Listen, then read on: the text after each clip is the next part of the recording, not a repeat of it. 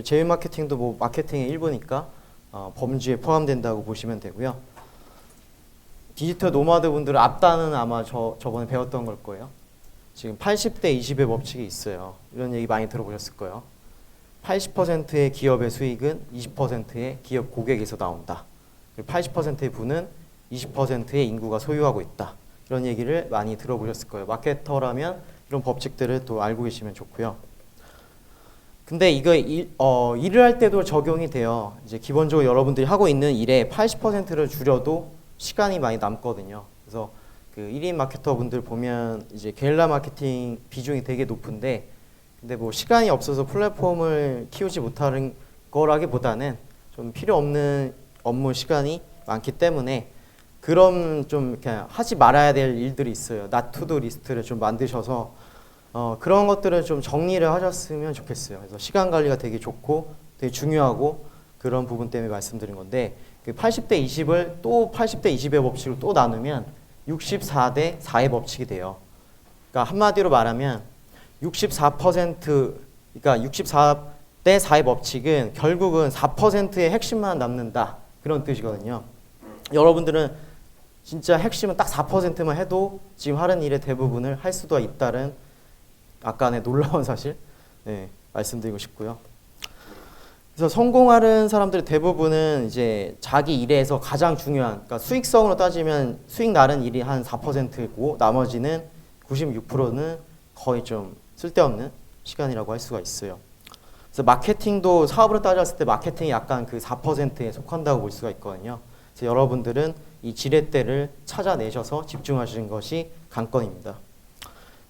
마케팅이 무엇이냐? 이제 마케팅이 무엇이냐면 여러분들, 그러니까 도내 언어분들이 대부분 집중하시는 거는 마케팅이라기보다는 광고예요. 광고랑 마케팅은 좀 다른 거예요. 광고는 그냥 마케팅의 일부일 뿐이고, 여러분들이 진정한 마케팅을 하시려면 여기 위에 제가 써놨는데 저런 것들을 다 기획을 할 수가 있어야 되고, 광고만 너무 파는 거는 그 마케팅은 아니기 때문에 그 구별하실 수가 있어야 돼요. 가끔씩 오해를 많이 하시더라고요. 이제 뭔가 말 자체가 자기가 광고하는지 마케팅 하는지 아직 모르기 때문에 그냥 마케팅 한다 이러는데 조금 다른 용어라고 보실 수가 있어요. 그다음에 마케팅 할 때는 저 같은 경우는 전략과 전술을 나눠서 진행을 해요. 군사학에서 비롯된 용어고요. 자, 전략과 전술에 대해서 좀 정의를 내려볼게요. 전략이란 영어 공부로 예를 들었을 때는 말하기에 초점을 맞추는 거, 또는 뭐 비즈니스 대화에 집중한다. 그러니까 행동은 아니에요. 이거는 전략은 행동은 아니고요. 근데 반면에 전술은 직접 할 수 있는 작은 스텝이에요. 스몰 스텝, 행동이에요. 행동. 그래서 전략과 전술을 나누셔야 되고, 축구로 예를 들면 전술은 뭐 드리블, 태클 뭐 이런 것들이 있고, 전략은 뭐 이런 거죠. 바로 행동일보다는 강한 프레스를 가하여 뭐 공격적으로 경기하자, 이런 것들이 전략에 해당하고요. 자, 이제부터는 이제 마케팅 과정을 전 3단계로 나눠서 좀 설명을 드릴 거예요. 이거는 여러분들 제휴 마케팅뿐만 아니라 여기 자영업자나 사업자분들한테도 다 적용이 되고, 저는 이 과정대로 하고 있는데 여러분들한테 많이 좀 도움될 원리를 좀 설명드리도록 하겠습니다. 마케팅 과정은 이제 이상적인 타겟 시장, 그것을 이제 이끌어가는 과정이고요. 여러분들이 상품을 이제 잠재 고객들은 모르기 때문에 그 펜을 만들어가는 게 목표예요. 그래야지 재구매 고객이 불어나고 그때부터는 광고비가 없고 수익이 많이 증대가 됩니다. 그래서 1단계는 사전 단계가 있어요. 사전 단계. 즉 사전 단계에서는 여러분들에 대한 상품을 모르기 때문에, 그러니까 여러분들이 뭔가 홍보를 할 때 사람들이 그 인지가 없잖아요. 아예 없기 때문에 잠재 고객이 많고요. 그래서 여러분들이 해야 될 역할은 브랜드 인지도 높이는 역할을 먼저 해야 돼요. 그게 1단계예요. 그러니까 여러분들한테 관심을 갖도록 만든다. 그게 첫 번째고, 두 번째는 진행 단계예요. 관심을 갖게 만드는 건데, 여러분들을 좋아하게 만들면 이제 구매로 전환을 시켜야겠죠. 그게 두 번째 단계고, 그다음에 세 번째 단계는 이제 사후 관계, 사후 단계. AS라고도 볼 수 있어요. 뭐 제품 막 이렇게 대기업 보면 AS 같은 거 많이 해주시거든요. 이제 구매 고객이 되는 단계. 그 구매 고객을 넘어서 이제 충성 고객이 되는 단계. 그게 이제 3단계 여기에 해당한다고 보실 수가 있어요. 3단계까지 가야지 여러분들이 어떤 사업을 하든 장사를 하든 제휴 마케팅을 하든 플랫폼을 구축하든 그때부터 광고비가 많이 절감이 돼요. 근데 그게 없으면 하루 벌어 먹고 하루 그냥 살아야 돼요. 게릴라 마케팅 그쪽에 해당해요. 예. 자, 일단 사전 단계부터 말씀드릴게요. 사전 단계를 요약하면 잠재 고객이 자신에 대해서 알고 자신이 내포하고 있는 메시지에 응답하도록 만드는 거예요. 그러니까 잠재 고객을 관심 고객으로 전환시키는 것을 목표로 설정하시는 것이 중요합니다. 그래서 우선은 여러분들이 하셔야 되는 게 타겟 시장을 확인하셔야 되고, 두 번째는 되게 매력적인 메시지를 만드는 거예요. 카피라이팅을 할 수 있죠. USP 설정하고. 이게 두 번째에 해당하고, 마지막 세 번째는 광고 매체를 통해 타겟 시장에 전달하는 거예요. 뭐 페이스북 광고도 될 수 있고 구글 애드워즈 광고도 될 수 있고, 그런 것들이 이제 세 번째에 해당하는 거죠.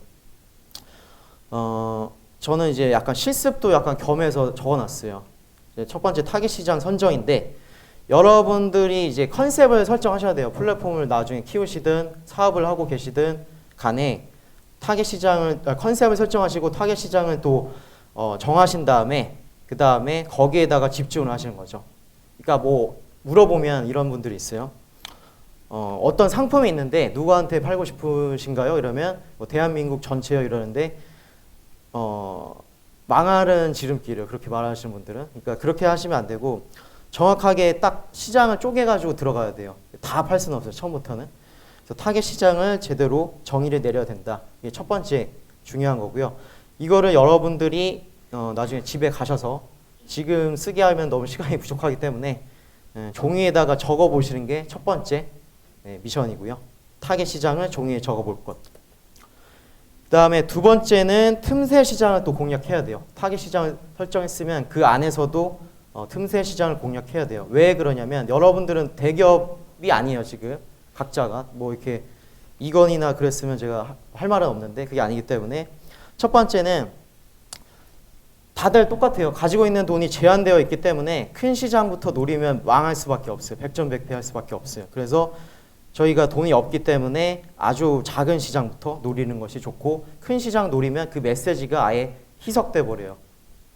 아주 작은 연못에다가 메시지를 던지면 그 연못에 전체에 퍼지는데, 뭐 태평양에다 메시지를 던지면 뭐 기별도 안 가요 그때는. 그렇기 때문에 첫 번째가 되게 중요한 거고요. 두 번째는 잠재 고객들한테 되게 딱 특정인한테 이거 나한테 필요했던 거네 이렇게 느낄 수 있게 메시지를 정확하게 만들어야 되고, 타겟도 정확하게 선정하셔야 되고, 틈새 시장을 정확하게 세팅을 하셔야 돼요. 그래서 예를 들어서 이 중에서 만약에 여기서 뭐 예를 들면 간첩이 있어요. 만약에 예를 들어서. 근데 길을 걷다가 거기 뭐 어디 TV가 봤는데 TV에서 뭐 간첩 조심하세요 하고 자기와 유사한 특징의 그런 명단이 나왔어요. 자기 얼굴은 안 나왔지만 비슷하게. 그러면 그걸 보면 긴장을 하죠. 저 걸릴 것 같은데? 이러면서. 그런 것처럼 자기 자신한테 그 잠재 고객들한테 딱 특정 지어서 메시지를 정확하게 일관되게 보낼 수가 있어야 돼요. 그리고 작은 거부터 시작을 하셔야 되는데, 처음부터 막 구글이나 페이스북을 노릴 수는 없겠죠. 잠깐 제가 영상을 하나 보여드릴게요. If you want to take on a problem as big as the ones I've been talking about, do not make a direct frontal attack on the problem. Don't say, for example, that you're going to replace email. Or your employees and investors will constantly be saying, are we there yet? And haters will be lined up waiting to watch you fail. Just say you're building to-do list software. What could be more harmless? They can notice that you've replaced email when it's a fait accompli, just as people will notice about iPads replacing Windows.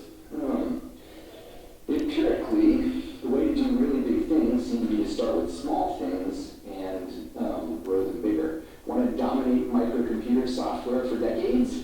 Start by writing a basic interpreter for a machine with a couple thousand users.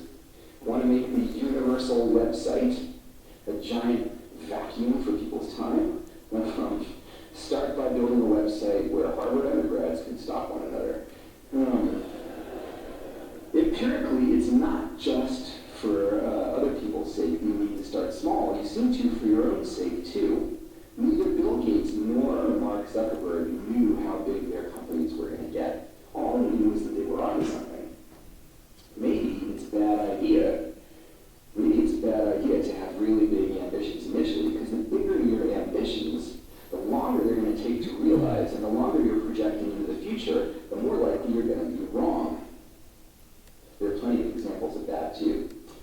So I think the best way to do these big ideas is not to try and identify a precise point in the future and say, how do I get from here to there, like the popular image of the visionary. I think a better model is Columbus, who thought, there's something to the west. I'll sail westward. Start with something that works, that you know works, that's small, and then when the opportunity comes to move westward, right? The popular image of the visionary is someone with a very precise view of the future, but empirically it's probably better to have a blurry one.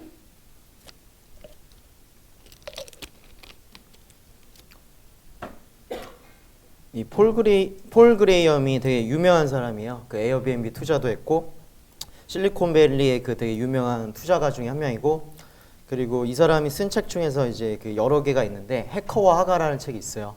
굉장히 유명한 책인데 그 컴퓨터에 관심 많으신 분은 그 읽어보시면 돼요. 마케팅적인 얘기도 많이 다루고 있어요. 자, 그래서 여기서도 페이스북도 처음부터 뭐 전 세계를 연결한다 뭐 이런 식으로 그렇게 시작하지는 않았어요. 하버드 대학생들이 서로 뭐 스토킹할 수 있는 그런 수준에서부터 프로젝트를 진행했고, 여러분들도 이래서 각자 생각하는 틈새 시장을 정하셨으면 그거를 이제 종이에다가 적어 보셔가지고 나는 여기서부터 내가 1등을 먹고 시작하겠다.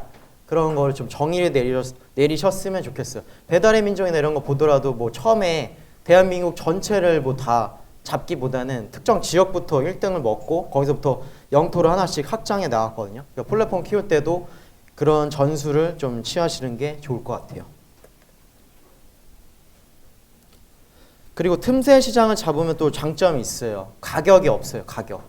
이게 뭐냐면 가격이 무한대라는 거예요. 가격이라는 게 어떻게 매겨질까요? 뭐 시장에서 대통령이 정해줄까요? 그건 아니겠죠. 가격은 여러분들이 정하는 거예요. 가격 자체는.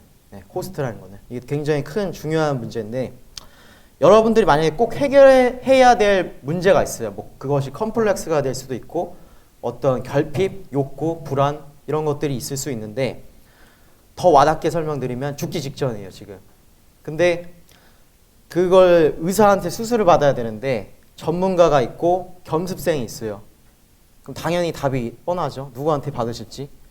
그런 것처럼 그 전문가한테 받는 게 비용을 아까워하시지 않기 때문에 가격에 대한 것이 정해져 있지는 않아요.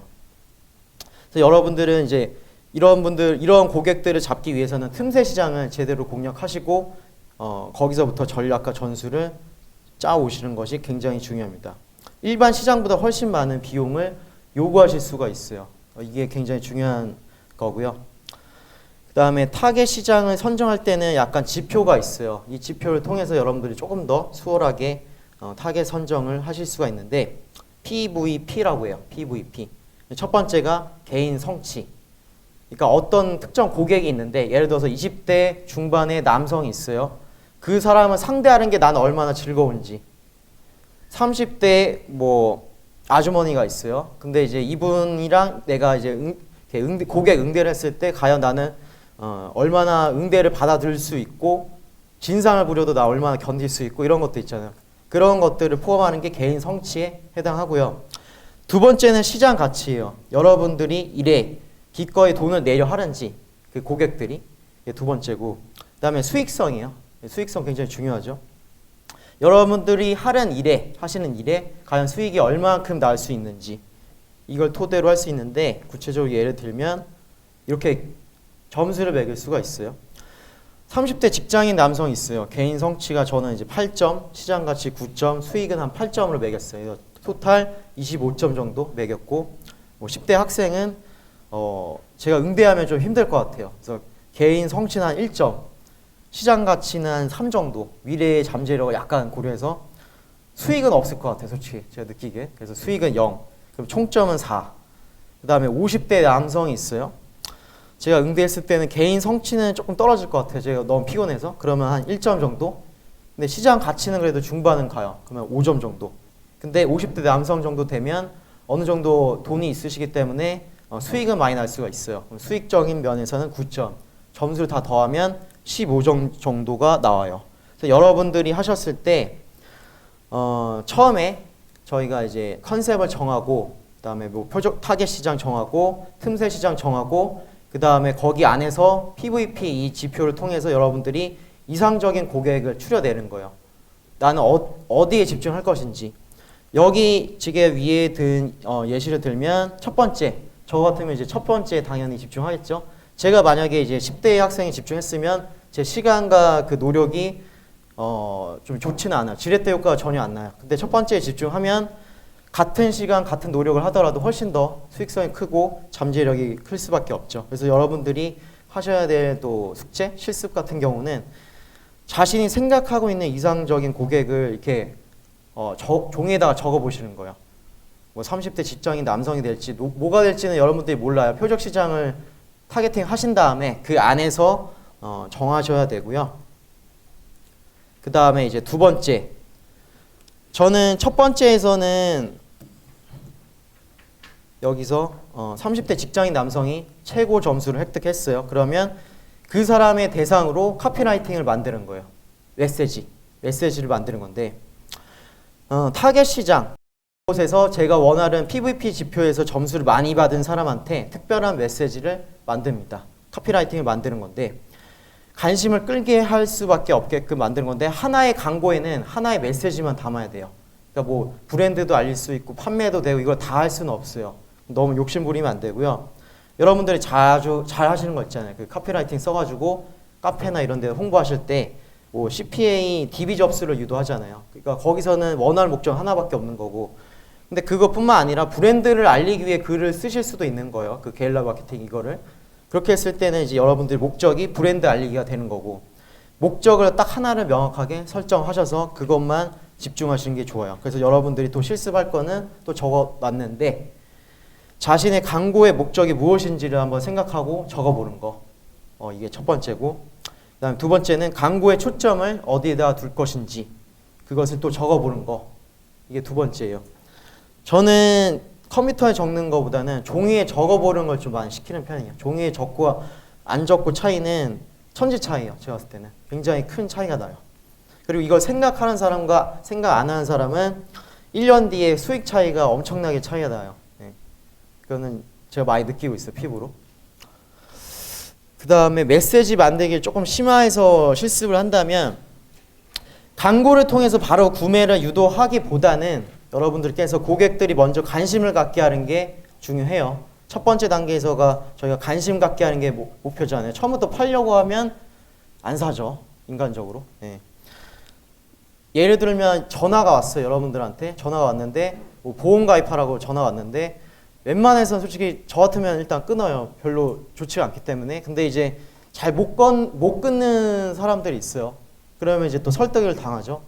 계속 듣다 보면 나한테 필요한 것 같고 관심을 끌게 되고 구매 전환까지 될 수도 있어요. 근데 웬만해서는 처음부터 팔려고 하지 말고 여러분들은 이제 마케터니까 디지털 마케터니까 관심을 먼저 끄는 게 되게 중요해요. 관심부터 끌어야 된다.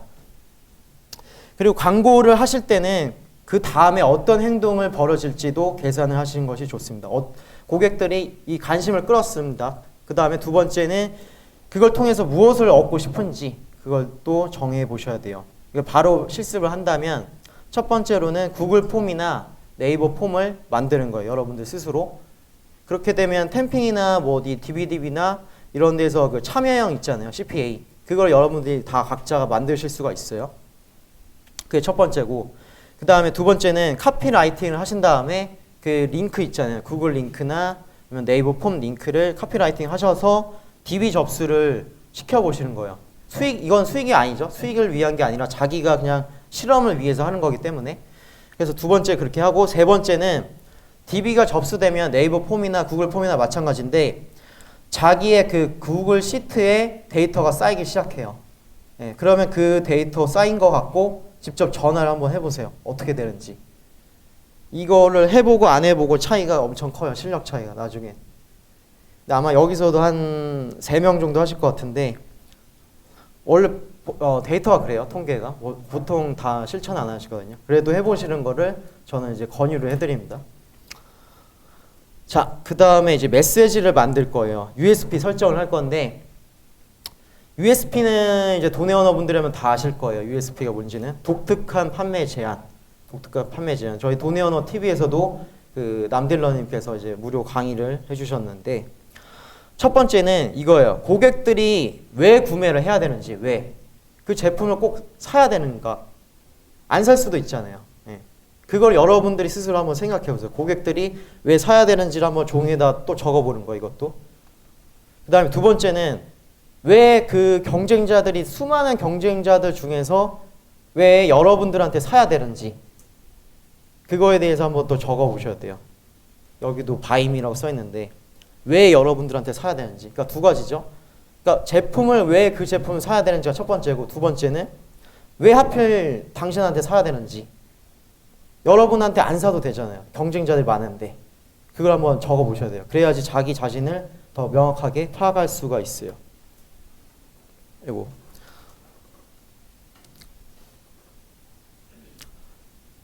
자, 그래서 여기서 또 영상을 하나 볼 건데, 고객들이 원하는 것은 결국 여러분들이 파는 물건이 아니에요. 그 결과예요. 물건이 가져다 주는 결과예요. 예를 들어서 뭐 드릴이 있으면 드릴이 필요한 게 아니라 드릴을 뚫어서 그 구멍이 필요한 거거든요. 그거에 대한 짧은 영상을 한번 또 볼게요.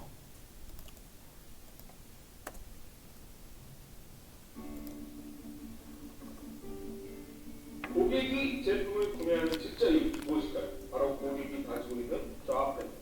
오랫동안 고객이 제품을 구매한 이유를 디자인, 기능, 가격 등 제품 자체의 매력 때문이라는 인식이 지녀지게 했죠. 1990년대 하버드 경영대학원의 마케팅 전문가인 테오도르 레비스는 이에 반문을 제기하며 굉장히 유명한 말을 남깁니다. 고객이 원하는 것은 지름 0.6cm의 그릴이 아니라 지름 0.6cm의 구멍이다. 즉, 고객들은 그들이 해결해야 할 작업 수행과 목적을 달성하기 위해 제품과 서비스를 구매하는 것이라는 점입니다. 그래서 고객의 구매 동기를 이해하려면 잡을 해결하는 것에서부터 출발해야 한다고 주장합니다. 커스터머 잡에 대한 연구는 토니 울비크와 하버드 경영대학원의 교수인 클레이튼 크리스텐슨 교수에 의해 좀 더 신층적으로 발전되었고요. 특히 크리스텐슨 교수는 커스터머 잡을 특정 상황에서 고객이 해결해야 할 근본적인 문제로 규정하고, 제품이 고객 가치를 획득하기 위해서는 반드시 커스터머 잡을 잘 관찰하여 규정할 필요가 있다고 강조합니다. 기존의 제품 기반 사고에서 벗어나 새로운 시장 기회를 발굴하는 데 있어 잡 베이스드 이노베이션,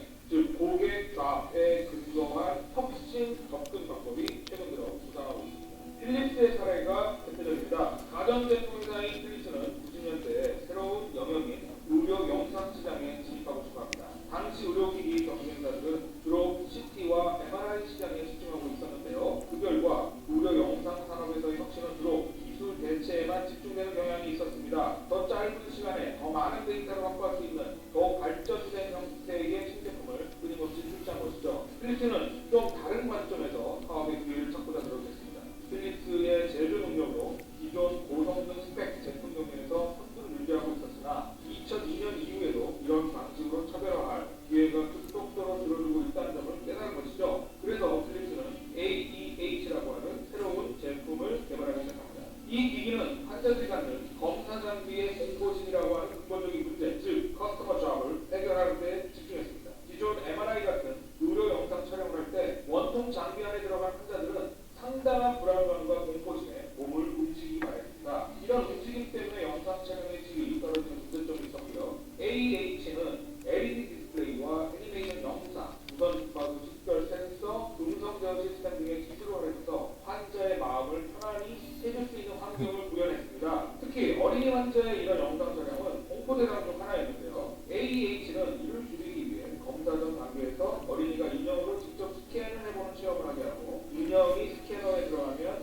인형의 스토리가 담긴 애니메이션을 보여줌으로써 근본적인 두려움을 줄여주는 데 집중했습니다. 그 결과 스캔 시간을 15%에서 20% 단축할 수 있었고, 마취 하동도 30에서 50% 줄였으며 방사선에 노출되는 사례도 20에서 50%가 감소되었습니다. 또한 CT 촬영을 하는데 걸리는 시간이 15에서 20% 단축되었고, 아동 환자 마취 비율도 30에서 50%까지 줄어들었습니다.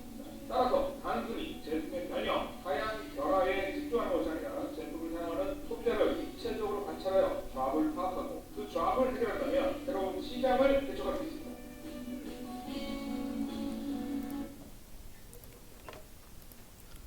네, 이제 보셔서 아시겠지만 이게 굉장히 중요해요. 이 USB는 특히 도내어너 분들한테는 제일 중요한 것 중에 하나고 바로 피부로 와닿으셔야 돼요. 이거 보셨을 때 아무런 감이 없으신 분은 좀 심각한 거예요. 왜냐하면 여러분들 카피 쓰는 걸 제가 가끔씩 검색을 해보는데 물건을 팔고 있어요. 일단 보면 스펙을 나열하고 카피를 너무 좀 이상하게 써요. 그거는 이제 카피뿐만 아니라 페이스북 무슨 컨텐츠를 제작을 하든 동영상을 만들든 마찬가지예요. 칼럼을 써도 마찬가지예요. 수익 인증을 하물며 수익 인증 글을 하나 쓰시더라도 달라요. 뭐가 다르냐면 수익이 많고 적고를 떠나서 잘 어그로를 끌시는 분이 있고 이거는 아무도 호응을 안 해주는 게 있고 되게 차이가 나거든요. 수익이 적어도 누군가 응원해주게 만드는 사람이 있고 누군가는 수익이 많아도 무시하는 사람이 있어요. 그걸 한번 관찰해 보세요. 그게 왜 그렇게 나올까? 그런 것들이 결국은 USB 설정을 처음에 잘 하셔야 되거든요. 그러니까 똑같은 건데 거기서부터 또 승부가 나고 템핑을 예를 들었을 때는 하나의 머천트를 여러분들이 홍보를 냈을 때 결과가 다 다르잖아요. 수익도 다 다르고 그 이유가 뭘까요? 이게 똑같은 걸 홍보하는 똑같은 시간을 홍보하는데 그게 여기 이 생각에서부터 차이가 나는 거예요. 그러니까 처음에 전략 전술을 짜고 이런 것들이 되게 중요한 게 여기서 승부가 나고요. 열심히 하는 거는 되게 중요한데 그거보다 더 중요한 거는 똑똑하게 하는 거예요. 효율적으로 하는 거예요.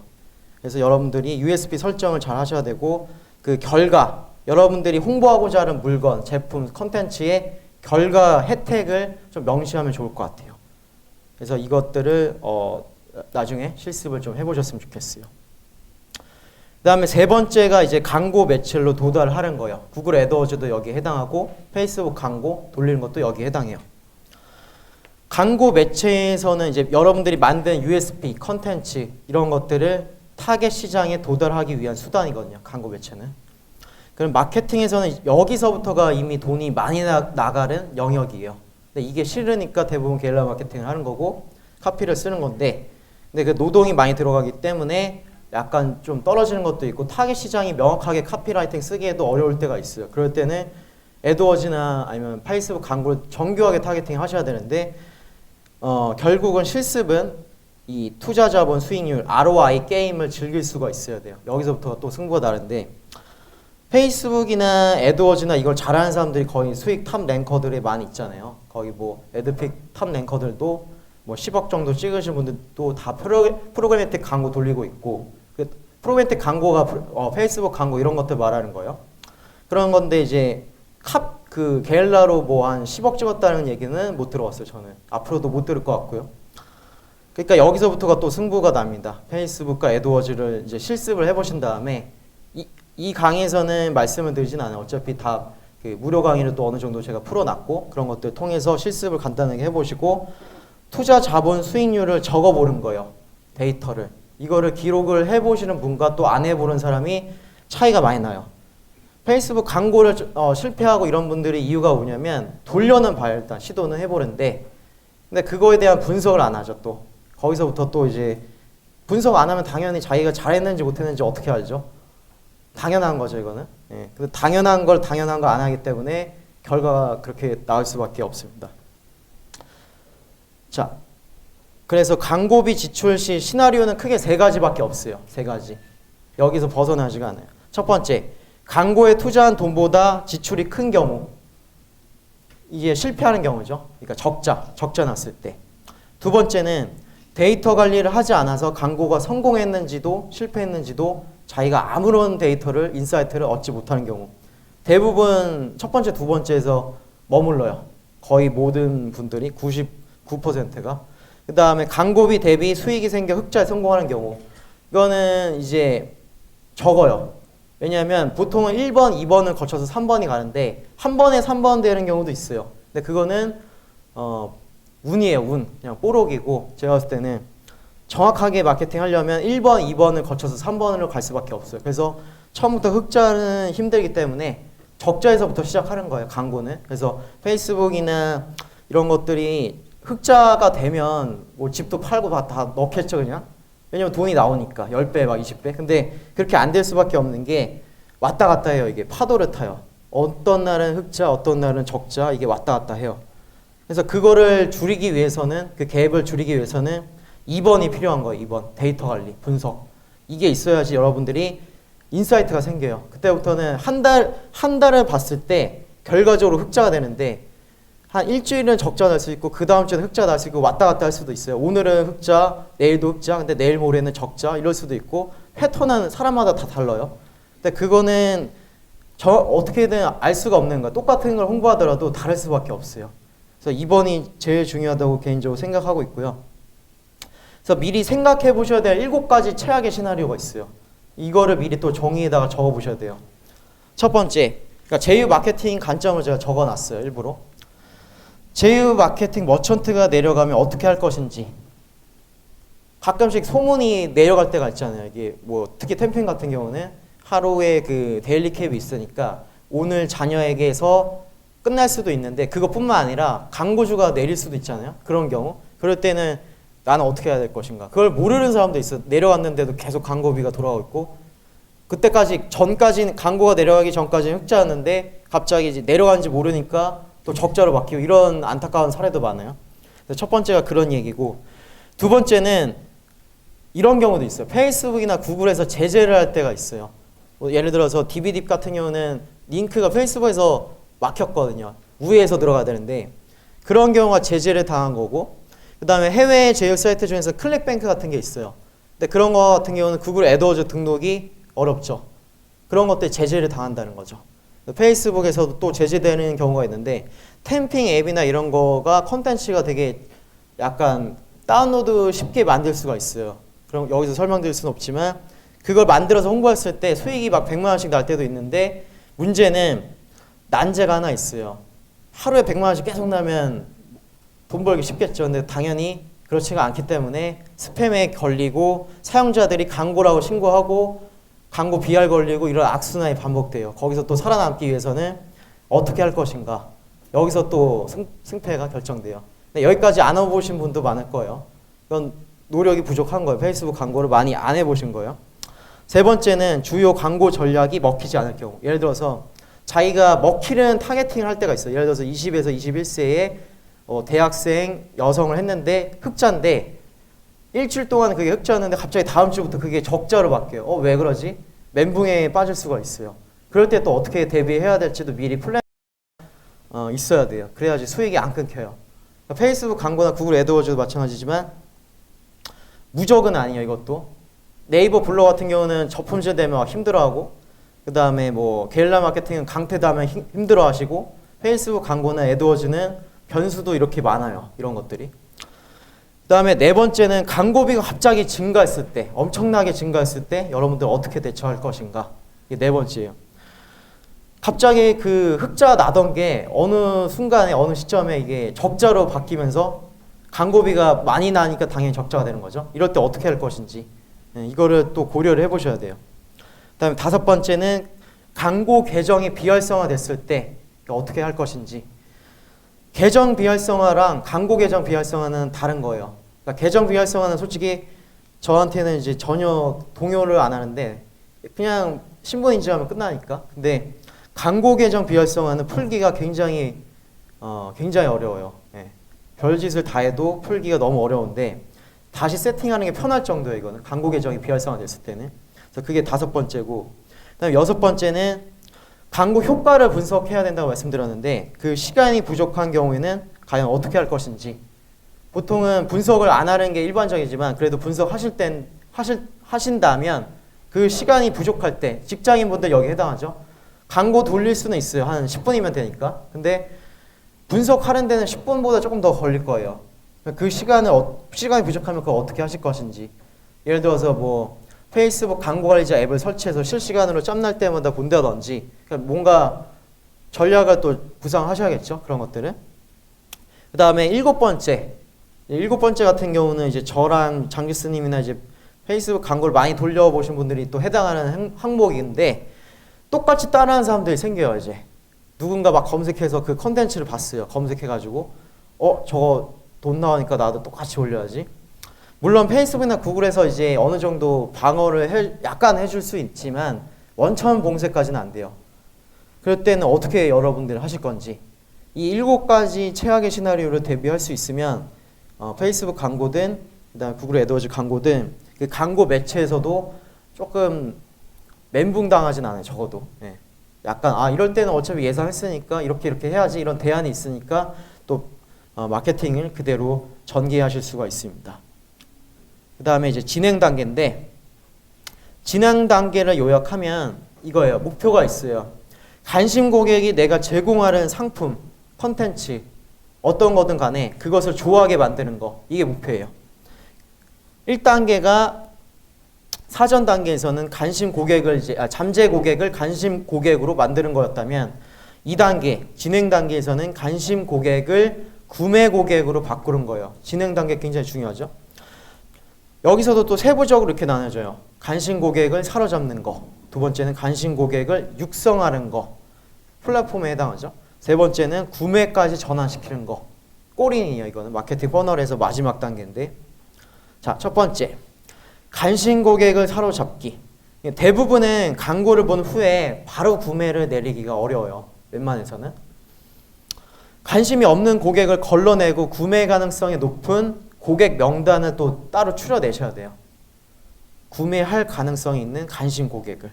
그게 이제 첫 번째고, 그 다음에 판매 광고가 아니라 관심 고객을 만들어내는 컨텐츠를 양상해야 돼요. 컨텐츠를. 그러니까 처음부터 광고하실 때 뭐 CPS 광고를 내보내는 게 아니라 이 사람들이 좋아할 상품을, 컨텐츠를 제공을 해주는 거야. 계속.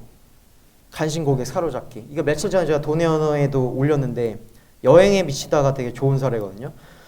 이 3년 만에 그 150만 명 여행 최대, 국내 대한민국 최대의 여행 커뮤니티가 됐잖아요. 근데 다른 데들은 뭐 자유투어, 모두투어 이런 데들은 막 수십 년이 넘었어요. 막 20년, 30년이 넘었는데 어떻게 그 기업들을 다 재패하고 전국 재패를 할 수가 있었을까요? 그 이유는 이제 업의 본질이 바뀌었기 때문이기도 하고, 판매를 안 했어요. 얘네들은. 이분들은. 다른 분들은 그냥 이제 뭐 예를 들어서 일본 저가 항공 뭐 80% 할인 뭐 이런 것들이 다 판매 컨텐츠예요. 그런 광고만 하고, 페이스북 페이지 가면 그런 컨텐츠들이 되게 많아요. 뭐 이벤트 한다 하더라도 그냥 뭐 시큰둥해요. 사람들이 어쩌다 가끔 하니까 가뭄에 콩나듯이. 근데 여행에 미치다 같은 경우는 여행 그 느낌에 초점을 맞췄거든요. 아예 플랫폼 차별화가 있었죠. 그래서 여기 같은 경우는 영상 보시면 아시겠지만 게다가 고객들이 아예 영상을 찍어서 또 제공을 해줘요.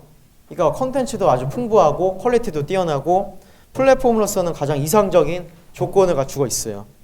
그러니까 여러분들이 플랫폼 키우는 게 실패하는 이유가 뭐냐면 바로 돈 벌려고 하기 때문에 많이 힘들어져요. 돈 때문에 플랫폼 키우고 돈이 안 나오니까 포기하고, 일반적인 패턴인데, 항상 기브 앤 테이커예요. 이 자본주의가 약간 먼저 줘야 되고, 먼저 정보를 줘야 되고, 신뢰를 쌓아야 돼요. 돈이라는 것이 역사가 보면 지폐가 있는데 종이 쪼가리예요. 이게 10,000원이 있든 1,000,000원이 있든 그거는 우리가 그것에 대한 가치를 느끼고 있고 약속을 했기 때문에 10,000원이라고 인정하고 1,000,000원이라고 인정하고 그런 그 가치가 있는데, 아주 시간을 거슬러서 올라왔을 땐 그 돈에 대한 가치가 결국은 신용의 역사거든요. 신용의 가치거든요. 믿어야 되고, 그러면 신용을 획득하는 게 먼저잖아요. 신뢰를 획득하는 게 먼저인데, 그러면 고객을 이끌기 위한 플랫폼을 키우실 때는 당연히 돈을 벌기 위한 거랑 똑같이 신용을 먼저 쌓아야겠죠. 신용을. 장사하실 때 A라는 가게가 있고 B라는 가게가 있는데, A라는 가게는 고객을 돈으로 보고 그냥 물건만 계속 세일즈해요. B라는 가게는 그냥 사람을 남긴다는 말도 있잖아요. 장사에서. 그런 것처럼 뭐 이렇게 친근하게 물어보고, 구멍가게 마인드로 막 친근하게 뭐 이렇게 뭐 어디 아프시냐, 뭐 어제 뭐 싸웠냐, 뭐 이런 얘기하면서 그렇게 뭔가 좀 서로 친밀감을 느끼게 해주는 거, 그게 굉장히 또 중요하거든요. 과거에서는 약간 선동하는 게 마케팅의 약간 문화가 있었는데, 지금 제가 느끼기에는 선동은 솔직히 큰 의미가 없고 친밀감을 더 주는 게 좋아요. 저는 그렇게 항상 플랫폼을 그렇게 키우고 있고, 돈의 언어도 마찬가지인데, 친밀감이 있어야지 또 신뢰가 또 쌓이고, 뭐 다른 뭘 하든 간에 거기서부터가 출발점이라고 볼 수가 있어요. 그래서 여행에 미치다를 잠깐 보고 이제 1교시를 잠깐 마치도록 할게요.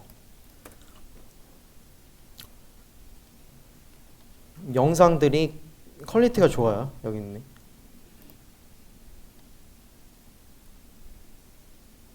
뭐 재밌는 게 많이 있겠지만 제가 다 볼 수는 없고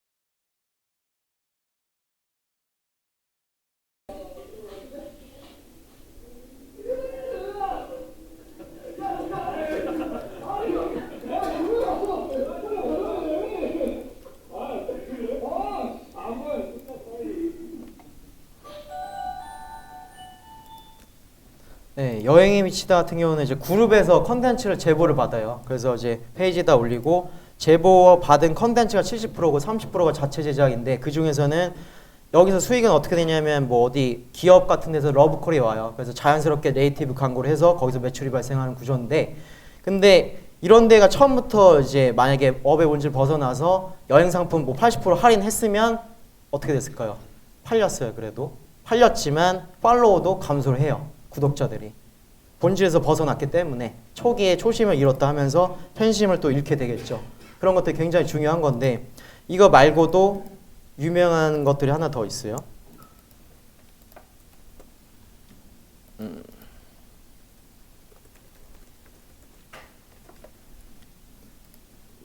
여기 아시는 분도 있을 거예요. 아임닭. 혹시 아시는 분 계신가요? 아임닭? 손 좀 들어주세요. 몇 명 없네요. 닭가슴살로 되게 유명한데요. 원래 닭가슴살은 할인이 거의 독보적인 1위였는데 여기 막 따라잡았잖아요. 여기도 아임닭이 매출을 뛰어넘었어요. 할인이 단순히 1, 2년 된 기업이 아니에요. 근데 여기는 몇 년 안 된 기업이에요. 여기도. 근데 이런 사람들이 왜 이렇게 빨리 성장할까요? 그거를 중요한 게 있는데 얘네도 그 여행에 미치다라 키우려는 노직이 똑같아요. 모든 플랫폼을 키우려는 노직이 다 똑같고 그거를 아셔야 되는데 여행에 미치다는 제가 말씀드렸다시피 그거였어요. 여행에 대한 뭐 할인권 이런 제품 판매가 아니라 이제 여행에 대한 느낌 이거 심지어 사용자들 자발적으로 올리고 아임닭 같은 경우는 기업 내부 역량이 어떤 거였냐면 모바일 뭐 UX, UI 이런 그런 걸 하던 회사였었어요. 그러다가 뭔가 아이템을 정해서 우리도 플랫폼을 키워야겠다 이렇게 생각을 하다가 여기서 정한 거는 닭가슴살이었고 뭐 꼭 이거 안 하더라도 다른 거 하실 수도 있었겠죠. 근데 여기서 이걸로 정했고 처음에 유튜브나 이런 데 가지고 무료 그 운동 영상들을 제공하기 시작했어요. 무료 영상들을 사람들한테 주고 정보를 주고 사용자들을 플랫폼으로 데려왔어요. 외부 트래픽에서 락인 효과를 준 다음에 거기서부터 이제 관심 고객을 이제 구매 고객으로 만들어 가는 거죠. 여기서부터가. 그래서 컨텐츠를 그렇게 생산을 하는 게 굉장히 중요해요. 그래서 여러분들이 뭐 평생 게을러 하실 수는 없어요. 평생 뭐 조금씩 돈 벌기도 힘들고 그렇잖아요. 네. 그래서 마케팅 이게 되게 중요한 게 플랫폼 키우는 것도 되게 중요하지만 이런 노직을 좀 아셨으면 좋겠어요. 본질적인 이야기들이 더 중요하거든요. 단순히 당장 지금 1,000원 벌고 10,000원 벌고가 중요한 게 아니라 장기적으로 보셔야 되기 때문에 이런 부분을 고려하셔서 설계를 하시면 좋을 것 같고요. 우선은 1교시는 여기서 잠깐 마치고 10분 쉬었다가 2교시를 시작하도록 하겠습니다.